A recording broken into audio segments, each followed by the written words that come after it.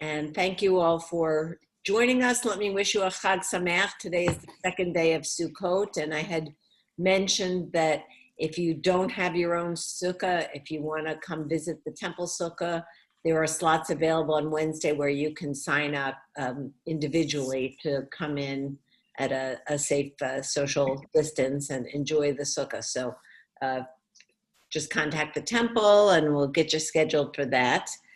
And hopefully those of you who participated in the Torah from COVID video, I sent out the link for that. So I hope you all enjoyed getting to see that was great. That was cool. Takeaways. Wasn't that fun? Yeah. That was great. Thank you so much. Thanks for sending it. Yeah, so I missed it during services. I didn't know when it was. I'm glad you sent that. Thank you. Right, good. So I'm glad you received that. I also had sent out just one page from the Yom Kippur Machzor that really struck me, because reading the Machzor through the lens of where we are right now here in Bereshit, this was in the opening prayers at Kol Nidre on page 33. I sent it to you, but I want to start off by reading it now, because you will recall we looked at the Isaac Luria, the Kabbalistic perspective on creation and the shattering of the vessels and the dispersion of the divine light throughout the universe. And this prayer on page 33 really developed out of those themes. So I wanted to start off by reading it. At the beginning of creation, God spoke, and primordial light infused all existence, contained in radiant vessels.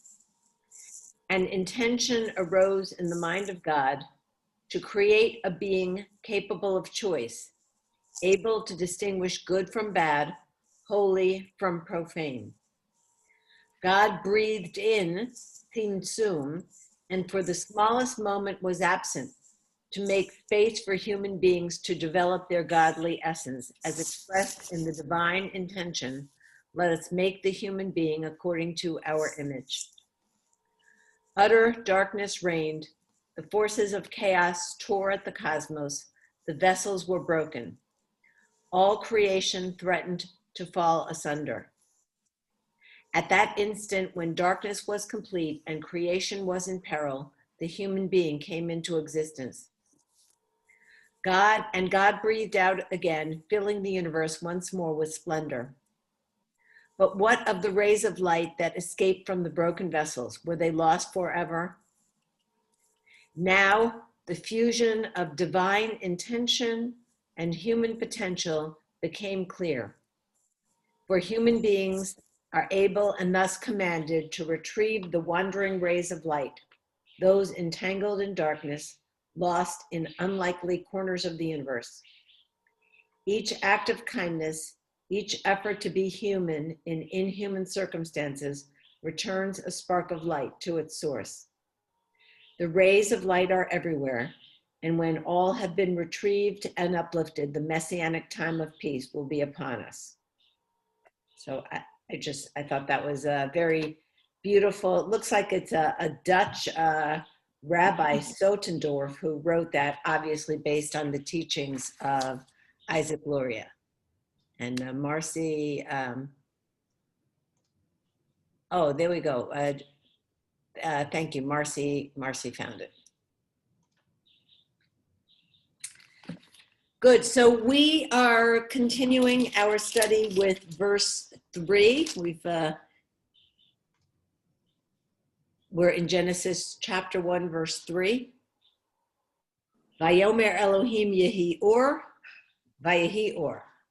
And God said, let there be light, and there was light. And we're still working with the name Elohim, which is kind of the generic universal name for God. And God called the light day, and the darkness God called night. And there was evening and there was morning, one day, Yom Echad, the end of the first day. And we are reminded that this is why the Jewish day begins in the evening, why all of our holidays begin the night before, because the new day begins with sundown, based on these early Genesis references day by day. And there was evening and there was morning. So the evening comes first. That's the beginning of the new day. So God, It's so counterintuitive yeah, in every sense. yeah, it is. Why? So what do you take away from that, Terry? I don't know. I mean, I think it's I've always loved it, the fact. I mean, it's just been a fact of life that Judaism begins on the evening, but it seems to me in my primitive brain to be counterintuitive that the day starts when the sun comes up. Yeah. But then it's the chicken and egg, Owen. Well, it's also that everybody shares the same experience. The sun goes down, there's a real clear, obvious change. And sunrise is a much more gradual thing. Yeah. And so plus it's what we're all used to, is the sunrise starting the day, but actually the day starts at midnight in terms of time, the way we Yeah. mark time. That is really interesting. Barry? I sort of like the concept of going from darkness to light as a Instead of light into darkness. I like that take on it. Yeah, I do too. And I was thinking, like, if you have a bad day, it's nice to have it end sooner. You can, literally put the day to bed earlier.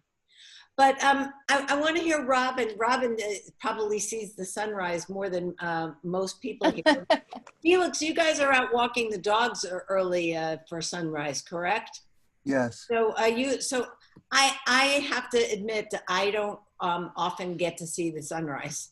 And whenever I do, I think, oh, I should do this more often. It's so beautiful. But I'm not by nature an early riser, so I'm not an expert on the sunrise. But we've got a couple of people who do see the sunrise frequently. There you go. And does your experience align with Owen's, that the sunrise is more obvious than the sunset? Oh, it's the reverse. The other way around. More gradual. So I said the that phenomenology is very gradual with sunrise and Right. much more abrupt with sunset. Yeah, it's called false dawn, because as the sun is far behind the curvature, it can send rays into the sky. We many times could not see them, but they're there and they're slowly lightening the sky.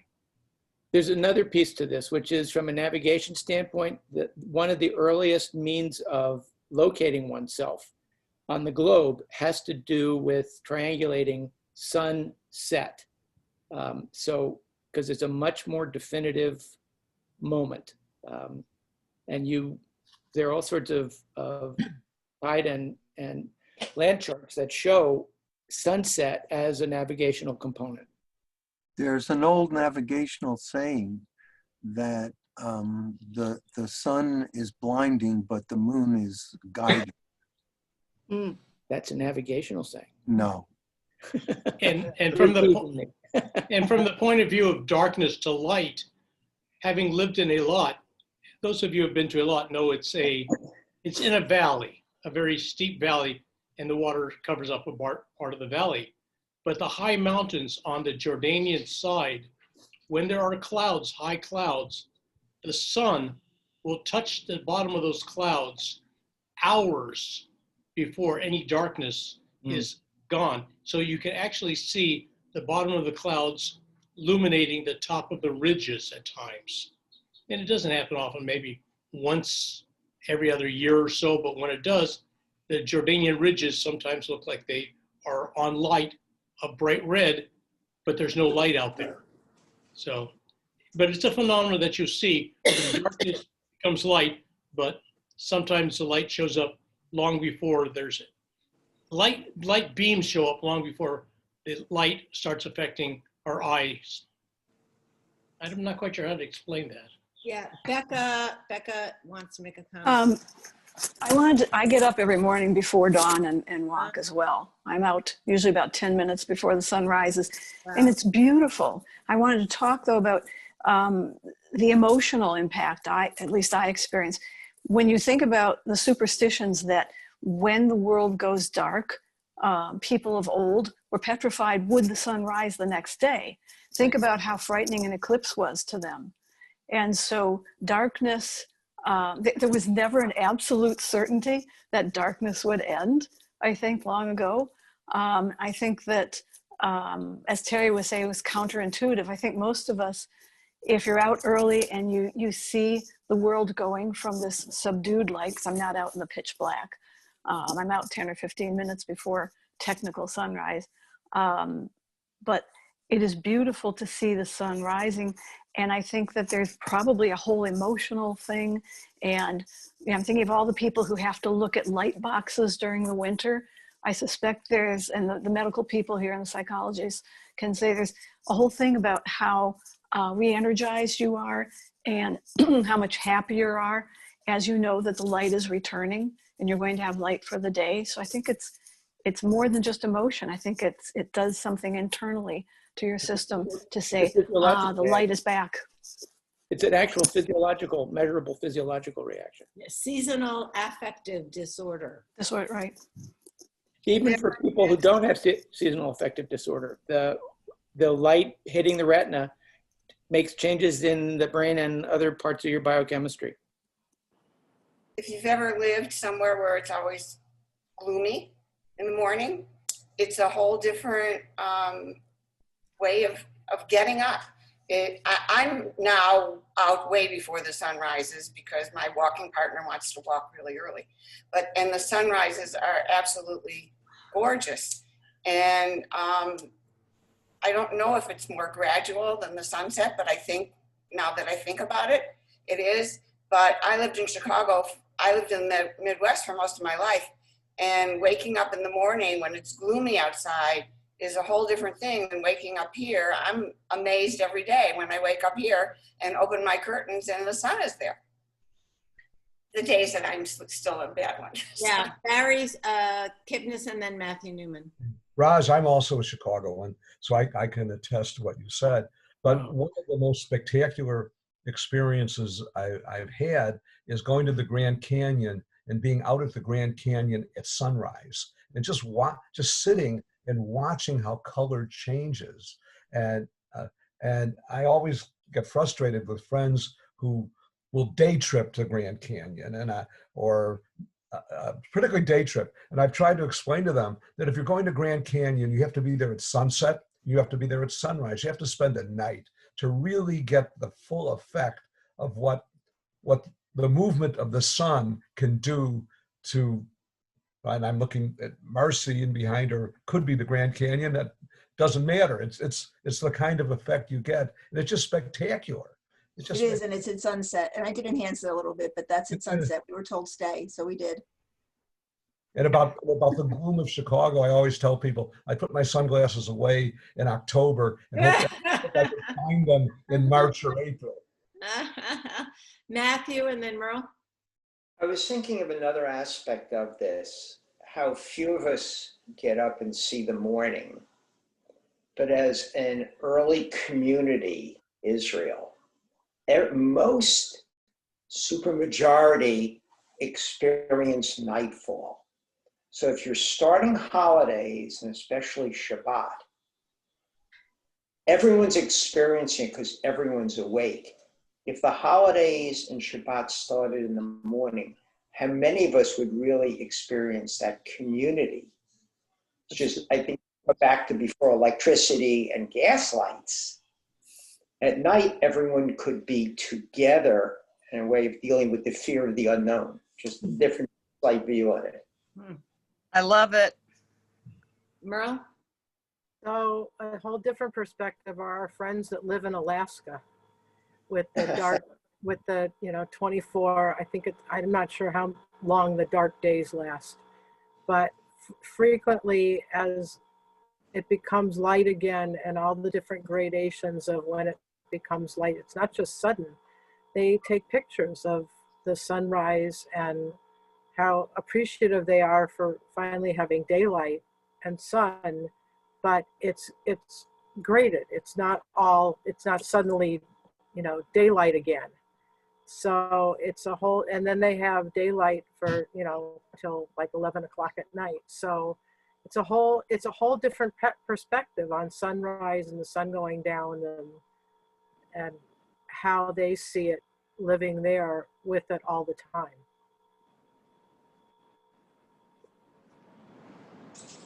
Other comments? I didn't expect such a big discussion. Yes, Sandy. Neither Koppell. did I. In my apartment, every once in a blue moon, I'll get up during the night and I'll be in the living room, and my living room looks directly out east, and you can see the sunrise, and it's spectacular. Nice. Is that what the sliver of the river view is? Is that? Yeah. Yeah, the East River, duh. I guess that's why they call River it. of the river. Okay. Nice. So, the day begins at sundown, but in the Jewish mind, of course, we want to know precisely when. And from a halachic perspective, for example, once Shabbat begins, there are whole categories of activities that are prohibited on Shabbat. So we want to make sure that we are not violating Shabbat. So it's not just sunset as subjectively experienced by each individual. What is the actual time that the holiday or Shabbat begins? And if you have a Jewish calendar, every week it will tell you what time is candle lighting and what time is Havdalah. Havdalah is traditionally when there are 3 stars visible in the sky, but what if it's cloudy? What if there's light pollution and you can't see? So there's a calculation that's done. And those times obviously will change with the seasons. So one of the nice things is it keeps us connected to the seasons, which is so much part of Jewish observance, even right now, the holiday of Sukkot and the idea of the fall harvest festival. So the rabbis calculated that it took 18 minutes for the sunset to complete its cycle, from the time that the sun hits the horizon until it gets fully below the horizon, they say is 18 minutes. So does Shabbat begin when the sun hits the horizon or when it's completely no longer visible in the sky? And that's why our candle lighting time is always 18 minutes before the sun is completely down, because we want to give ourselves that little bit of extra space and breathing room to make sure it's sort of like the second day of the holiday. We want to make sure we're not violating the holiday. So we add a day, and in this case, we make sure that as the sun is hitting the horizon, we have our candles lit already. Yes, Marcy. If you're a photographer, there are 40-minute charts for sunrise and sunset of exactly when to be there before or after for any given, like blue hour, golden hour. There's times for every little slot. You can find whole charts for sunrises and sunsets and when the best time to photograph them are. That's cool. Not only for that, but if you're doing Astronomical. Thank you. Photography, what hours when the sun will start washing out some of the smaller skies, Right. and do that. So you have The charts very beginning of it, right? for true darkness Mhm. and before sunrise. That's, yeah, we have 2 serious photographers at least here that I know of. So yeah, I remember a photographer when we were in Prague there are four famous bridges over the river there, and a photographer told us that he had spent 4 hours in the same spot just waiting for the exact right light to capture all 4 bridges in just the most perfect light. 4 hours waiting to take one picture. Can I tell you my sunrise story? Sure. We used to have a Volkswagen bus, and we had a lot of fun in that camper thing, pushing it up hills, etc. But we went to Monument Valley, and we got there early in the afternoon, and we did our thing and went to sleep. And all of a sudden, the bus was being bumped and pushed and bumped and pushed from the outside. And we were laying on the bed, and you're 2 inches from the window. So I cracked the curtain, and there were people leaning on our bus, waiting for the sun to come up. And every time another person joined them or they changed positions, we were being bounced around inside like it was an empty vehicle. It was just wild, but we got to see the sunrise. We did get to see the sunrise that morning, even though we probably would have missed it over Monument Valley. That's funny. A great story. I just remembered something that is not necessarily nautical, but is true nonetheless. There are times when you can see a green flash when the last of the sun's rays have gone down. Yes. So you've experienced that too. So in a way, that's the exact moment that sunset has happened. It's the last of the rays. But as Jews, we want to be ahead of the curve. Absolutely. And green flashes, you can't count on those green flashes. All right. That would be, when it's all over. We want to make sure that we're there right at the beginning, not necessarily the end. Maybe that explains it. They thought green light means go. They saw the green light, so the day starts now. So we have a green light from God. So this section is the first time we see God is calling the creation good. God saw the light, that the light was good, and God separated the light from the darkness. And what's interesting is, the sun is not going to be created for a couple more days. So it begs the question of what is the source of this primordial light that's separated from the darkness. And then God names them Or and Hoshech, light and dark. And one of the important themes, I think, that emerges from these early chapters of Genesis is the power of naming. What is our relationship to giving a name? And as we're talking here, I was thinking about that famous poem by the Israeli poet Zelda. So I just looked that up, and let me see, is that it? Yes. So I love this. I love this poem because it's each of us has a name. L'chol ish yesh shem. It's Zelda. It was written in Hebrew, translated and it's adapted a little bit by Marcia Falk. I just grabbed this version on the internet because I just thought of it. But I'd like you to notice as we're going through this first chapter of Genesis, the power that's associated with naming. God names each of the aspects of the creation, but then when the first human is created, it's Ha'adam, the human, who gives names to all of the creatures, and in that process is looking for an appropriate partner, and is not able to find an appropriate partner, and that's when Eve comes into being.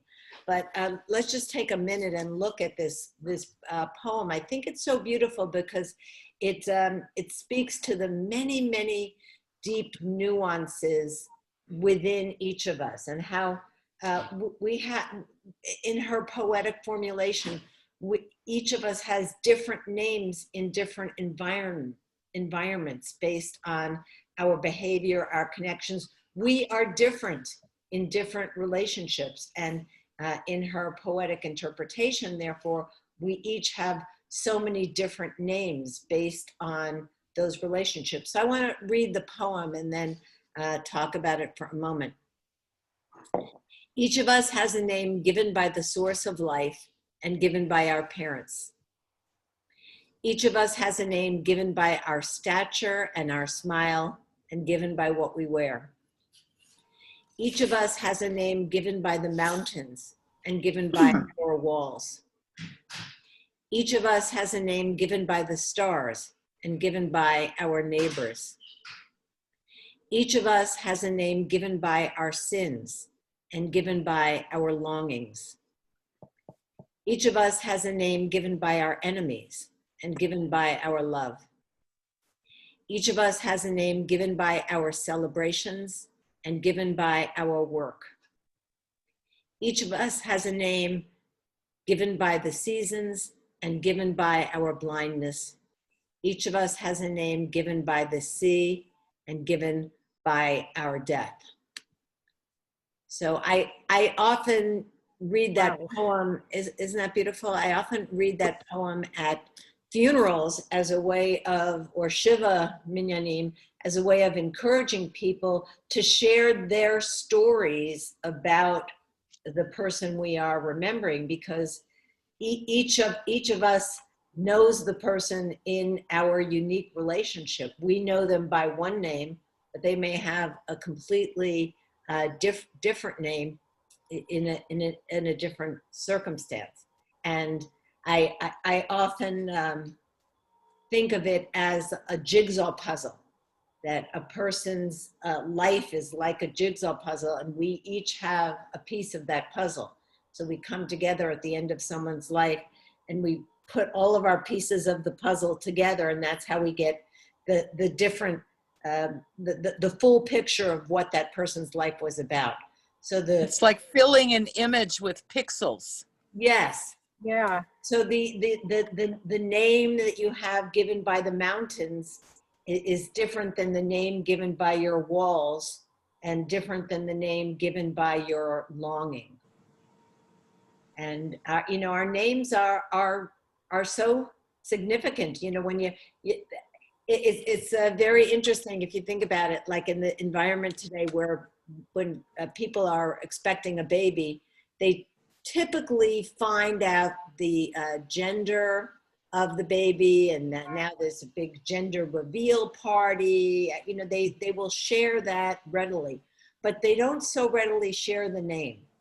You know, the name is something that's still kept private until the child is born. When I was pregnant with Jessie, my grandmother, Jessie, had passed away, so I knew that the baby was going to be Jessie, and that worked great, because whether it was a boy or a girl, it was still going to be Jessie.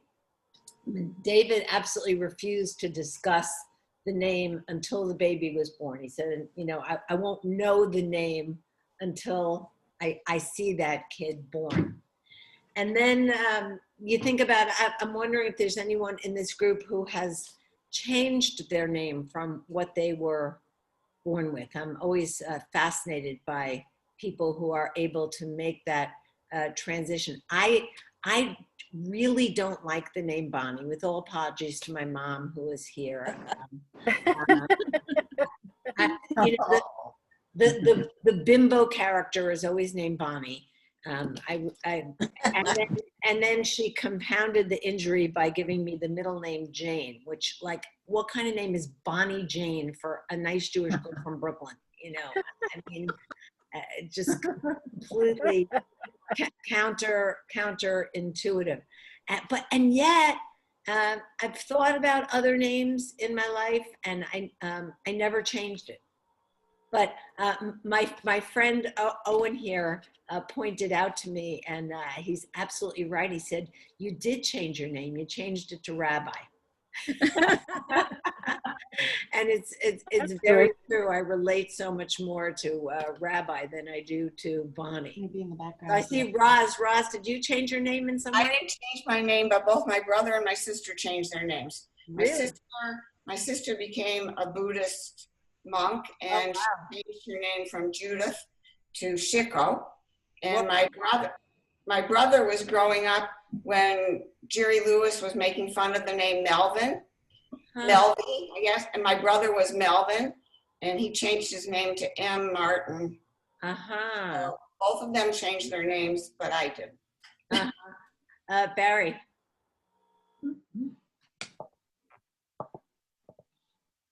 Barry. Unmute, Barry. Yeah, Barry, you're muted. Most of you, my wife, Randy. Her name was not Randy, her name was Eileen. And from the day she was born, her mother called her Randy. Her name was Eileen Randy Kotlick, was her maiden name, and they called her Randy. So she became officially known as Randy, even though she did not legally change it. And one of the questions we always had, her license plate on her car was IRK, Eileen Randy Kipnis, which also spells out Irk. And people would ask, did I get her that license plate because she annoyed me? But no, that was her name, IRK. So my mom's, you want to tell the story of your name, Mom? My name?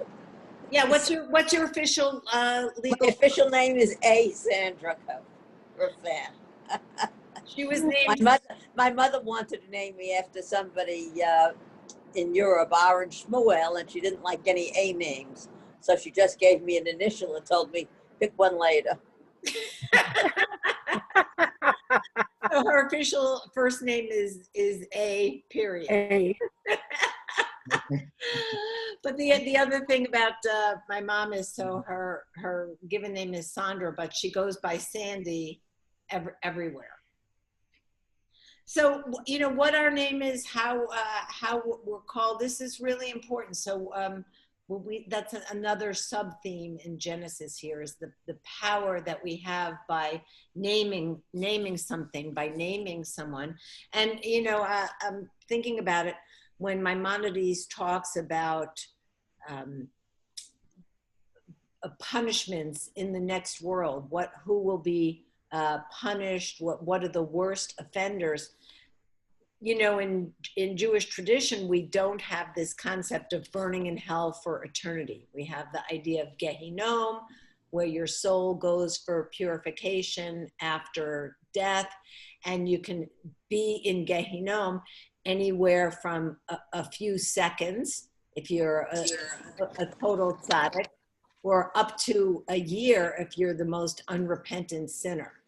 But in theory, not more than a year, which footnote is why you say Kaddish for your parents for 11 months, not for a full year, because you don't want to imply that they're in the worst case of sinners who need the full year for the purification of their souls. So that's why 11 months. But Maimonides articulated a few categories of people who do stay in Gehinnom. There's no forgiveness for those individuals.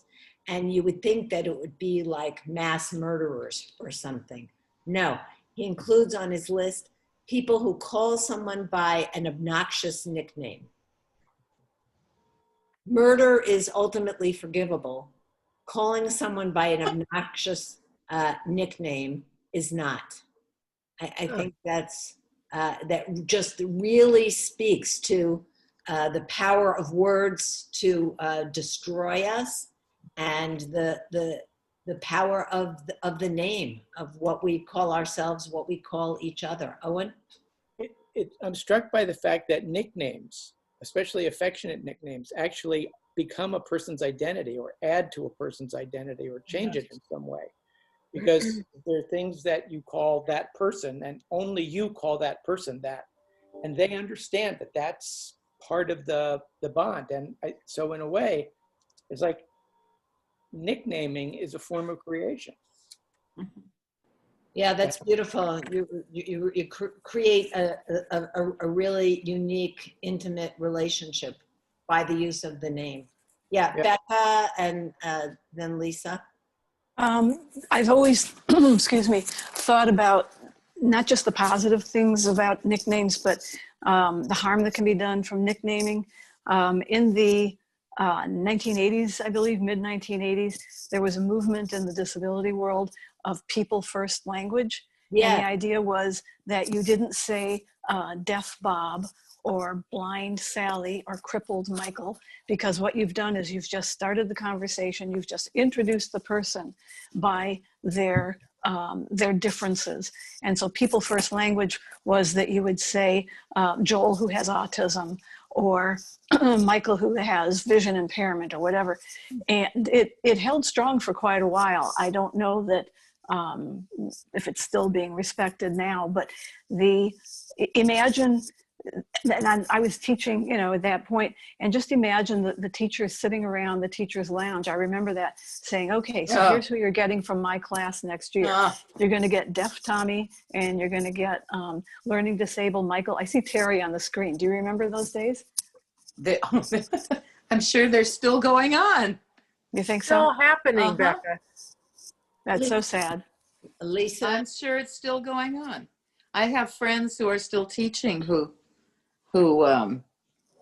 deal with these things all the time. And the first class that I got was the most problematic students that I was hired 3 weeks after school started, and I got the 5 worst kids from the other 5 classrooms. So, and I had a blast, but that's because I'm nuts. I had, and I can't even, I remember a lot, I won't go into, about how they described these children they were giving to me. And it wasn't like nice. Yeah. Lisa? Well, too, what strikes me, I was discussing a while ago the Exodus story, and even at the beginning with the rescue of Moses, all the women in that story are named. All the women are named, and the person who is not named is Pharaoh. We only, even though the Egyptians were so meticulous about naming their pharaohs and keeping track of all their pharaohs, and we know some of the names of the earliest pharaohs, in that story Pharaoh has no name, and that always struck me. Yeah, it's really interesting. So it's like he's just the generic bad guy. Yeah. Marcy and then Matthew. Actually, 2 things come to mind. The first, when you talk about changing your name, I know I've told this story before. My name was supposed to have been Alice, which would have made my life a lot easier, because Marcy is a nickname. Marcia is my given name, and I get Marcia all the time, even people who've known me for years. Huh. And in school, somebody said, "Oh, I'm just going to call you Marshmallow." I mean, you talk about names that stick. Yeah. But also, when I was diagnosed with diabetes, I decided I am not diabetic. I have diabetes. And I've tried very hard to stick to that because I don't want it to identify me. Yeah. Right. Matthew Newman and then Sherry. My younger son, for whatever reason, changed his name in high school to be known by his middle name. But everyone in the family still referred to him by his first name. And in business, and it finally dawned on us when we had grandchildren, they were getting confused when they called Daddy A, and Grandma and Grandpa and all the aunts and uncles and relatives called him B. And it took all these years to realize that it's a matter of respect of his decision, and we have to listen. And the best story was Kay's niece was visiting college. When he was in college, and she calls up and said, "Oh, I met Uncle Matthew's son. It's school and used his name. And Kay said, "Who are you talking about?" Because in our mind, he was Adam, his given name, and for probably close to 30 years, he's been known as Stone, which was his middle name. So you talk about names being in different areas. It's just very fascinating that we finally now are very careful around grandchildren to refer to him as either daddy or the name they know him under. Yeah, my husband David was William David, and when he was in college, he instead of going by Bill, he started to use his middle name. And one time his sister called the house, and one of the kids answered the phone, and she asked for Billy. Can I go to Billy? And the kids had no clue who she was looking for, that their dad, could ever have been known as Billy. He looks more like a David. Yeah. Speaking of Davids, David, Flax, yeah. Yeah, well, as some of you have noticed, I have 2 V's in David. And yeah, that started off way early at the hospital. A blue baby, and we're at the wrong hospital because of a storm. And the nun wants to know my name for the last rites. And my dad is going between David and Duvid and David, with a little bit of Irish because some of the family. So we've got Duvid, David, David. And so we have all those variations. And the nun finally said, according to the story, oh, hell, let him figure it out for himself, and put the 2 V's in there, which is not bad in itself. But then there was a confusion on the birth certificate, secular. So on one, I am David Aaron, and on the other, I am David Arn. Now, if you think that's bad enough, we have something called Social Security, where I have a unified number, but the East Coast calls me one name, the West Coast computers seem to call me another. And this, it is. That's hard. It has been following me forever. And don't forget, most of us about that age, names are run in streaks. There were 3 Davids in 2nd grade, my class, just my class alone. And I think about 14 Davids in the entire school of the same grade level. So David was very popular at one time. Yeah, my daughter Sarah said, one of her teachers said, that for the rest of your life you're going to be Sarah R, because there's so many Sarahs in her school. Owen? So my oldest son, whose name is Jesse, when he was born at the hospital I was training at. And I came back downstairs to the psychiatry department, and I said, hey, my son, Sam, has been born. And my ex-wife and I had agreed on Samuel. And the chief of psychiatry comes and finds me, and he says, there isn't a Samuel up there. There's a Jesse. And Suze had made a decision while I wasn't there. And that's how Jesse got the name Jesse rather than Sam. Bizarre. Wow. Becca, you had a hand up. Yeah, so I wanted to share a funny story. A member of our Havurah, and we've been in Temple High so long, we were one of the first Havurot that was formed. So this is long ago, and one of the families in our Havurah had a son who, as a kindergarten, 1st grader, was struggling with writing. Not unusual for little boys, Terry will tell you. And he had a long first name, and he didn't want to keep using that long first name. But his middle name was J-A-Y. And so he asked his parents if he could just use his middle name.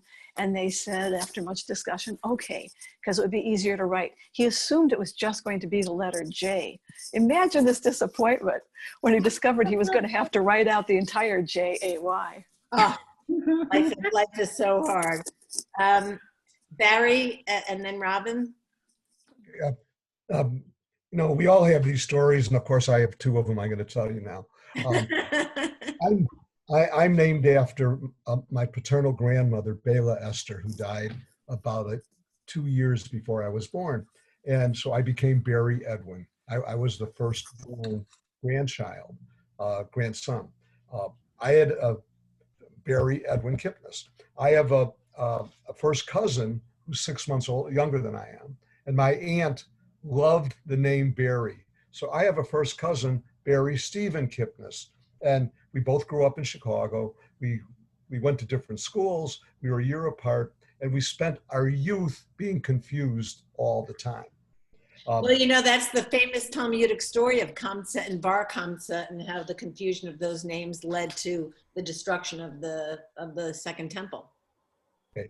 And the other story is one of my uncles was Shire Kipnis, Shire Kipnis. Great name, very masculine, very great, just a great name. I never knew what his real name was until I was, and he was a business, he and I were business partners for 30 years. I found out that his real name, his birth name was Samuel. But on the west side of Chicago where he grew up, everyone went with Yiddish names. And his Yiddish name was Eshaya. And the nickname from Eshaya became Shire, S-H-I-R-E. And he had his name legally changed to Shire because that's what everyone knew him as. And it was just a great, great name. And what was funny is that the name of our firm was Shire Kipnis and Company. And they knew that we were uncle and nephew, but they assumed he was Mr.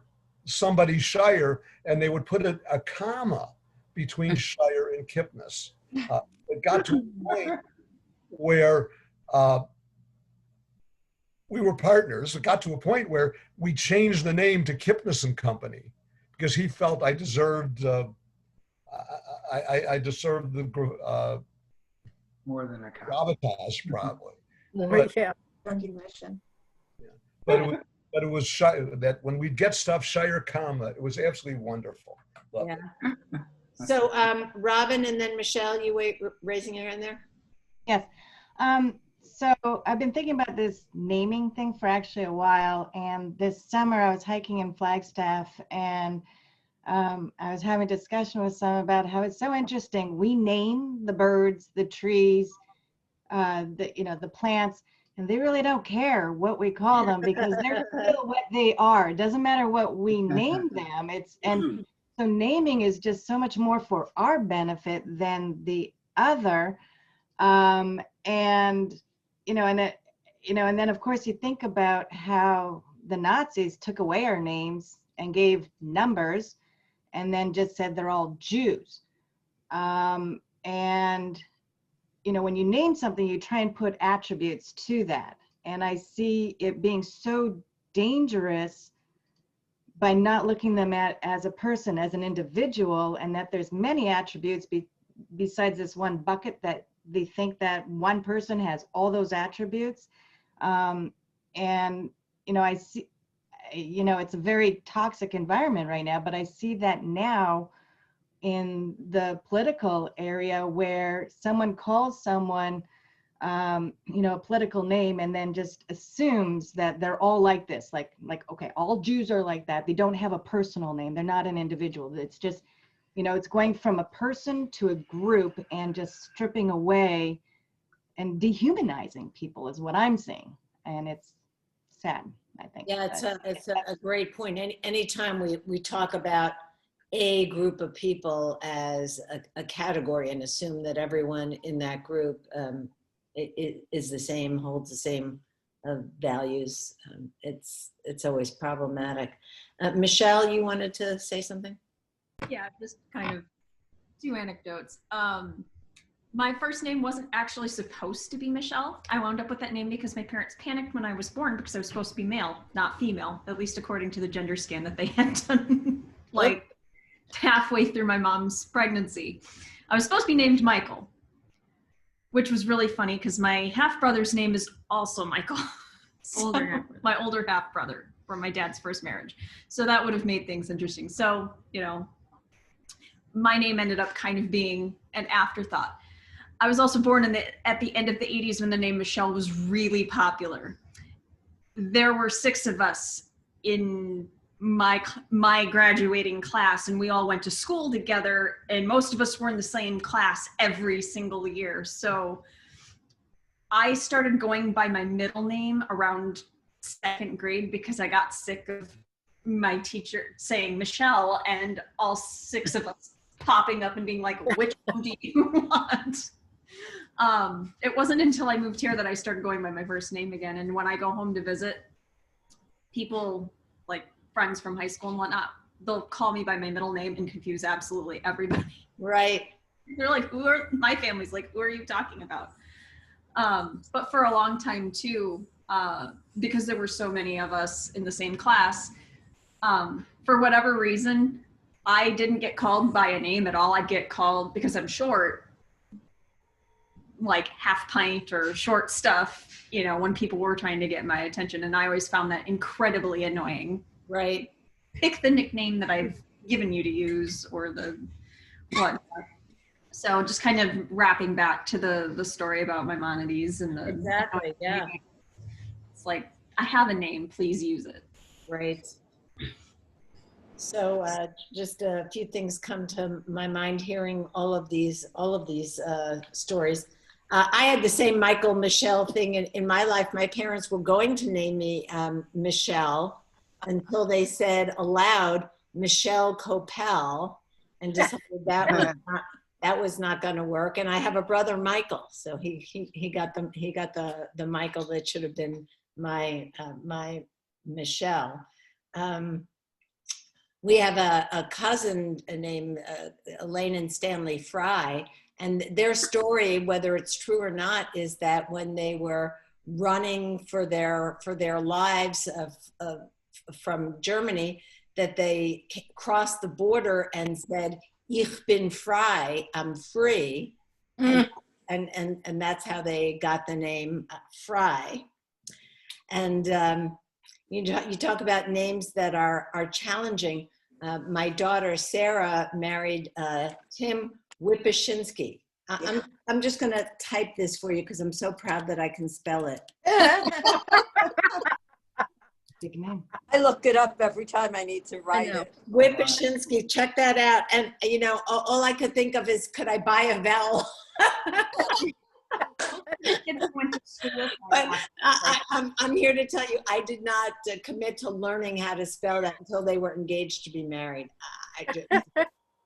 That was a Wipashinsky. That was a tough one. She goes by Whip most often. They you know, in school he's Mr. Whip, she's Dr. Whip. So just to wrap up on the topic of obnoxious nicknames, you know, there's a story in the Tanakh about the prophet Elisha, who was being teased by a group of kids because he was bald. You know, they're yelling at him, baldy, baldy. And he was purportedly so incensed at this that, you know, he called through his magical prophetic powers on some bears to come out of the woods and devour these children as punishment for the fact that they were calling him baldy. And the Talmud comments on this, lo dubim velo ya'ar. There were no bears, there were no woods. And one of the few times that the Talmud just takes a story that is right there in the Tanakh and says, this just never happened, never happened. Lo dubim velo ya'ar. And it's entered Hebrew as a kind of a proverbial expression for something that's completely impossible. Never could have happened. Lo dubim velo ya'ar. It's just utterly, utterly false. So again, a great conversation. It's very interesting to hear everybody's stories about their names and their connection to their names, and we'll see that theme here. And you know, bearing in mind Robin's comment about how we use the names to create our world. And you know, if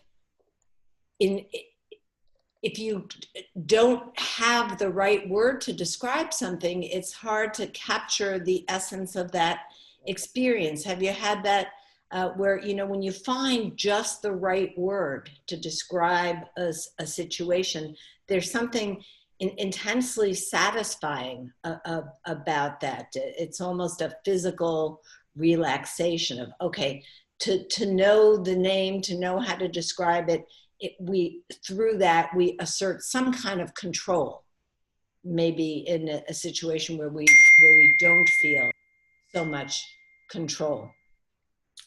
So God called the light day and the darkness, God called night, and there was evening and there was morning one day. We've got just a couple of minutes. Let's see if we can start to get into day 2 here.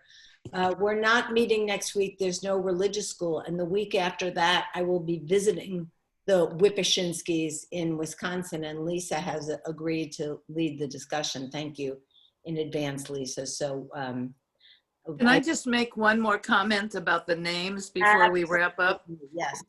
I was thinking about what Robin said and what everybody's saying. And there are different kinds of nouns. There's a common noun, which is bird, dog, etc. And then there are proper nouns. Right. And the proper nouns are the ones, specific names, not of things, but the specific names we give to one individual. And I think that's a piece of this that sort of lies throughout, that the process of naming, baby girl Doe is not the same as Jennifer Doe. Jennifer Doe, we now know, was a specific baby, a specific one that was found. And I think that, my dog Nugget or my dog Moses, those are not just dogs, and their names were given for, distinct reasons. And I think that because our proper names were given with such thought by our parents in most cases, there's history in them. There's all kinds of, you're named after someone. What is it about them that you have in common because you are named the same thing or not, or whatever. Anyway, I just wanted to raise that distinction because I think the concept of the proper noun, the naming, is a piece of individuality that we give to that individual.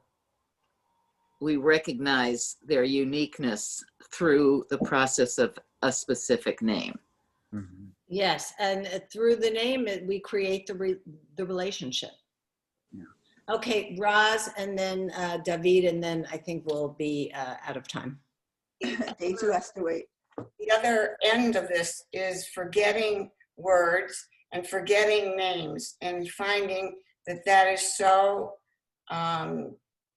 upsetting, because not only because we're forgetting, our memories are not as good as they used to be, but because that person or that thing or the word you're trying to think of is so important for whatever situation it is. Yeah, it's so frustrating when you can't, and then 3 hours later it comes to you.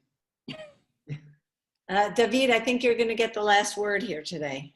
Well, I think it'll be Rashi. And one of the things Rashi said, and I'm reading here, on Yom Echad, Rashi said, because the Blessed One was the only one in the world, for the angels were not created, therefore Yom Echad is also meaning the day of the one.